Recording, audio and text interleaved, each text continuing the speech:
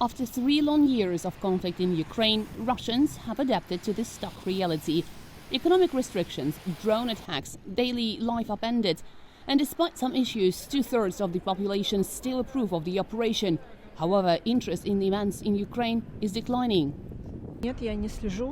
In fact, I don't follow the developments. It is my personal position. It's psychological pressure and I don't watch the news. The news has become secondary, because when you can't do anything, it is easier to distance yourself. We wait for the spring, and there are many who say in spring it will end. We are tired of listening to the same thing over and over again, but we are waiting and hoping for talks, although there is nothing certain yet. I follow the news closely. I support Russia. Both show most are keen to see an end to the fighting, but only on Russia's terms. The main indicator of tiredness is the number of people who want peace talks to start, and this number is growing.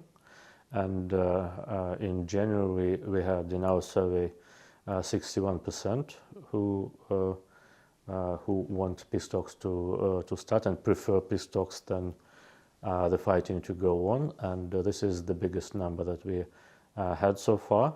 It is partly because people are tired and want the war to end, but at the same time it is the reflection of the change in the discourse of Russian president, of Russian government, that they themselves talk about peace talks, that it is a good idea. They want to have a deal maybe, or talk about the deal with Trump, with the United States, with the Ukrainian side. Nonetheless, the nation's willingness to stay the course is something the Kremlin feels it can rely upon, with most people happy to leave responsibility for any outcome to the Russian leadership. It remains to be seen if negotiations between President Putin and US President Donald Trump can break the deadlock. So for now, it appears Russians have put on hold any serious thoughts on how their lives might change once the fighting ends.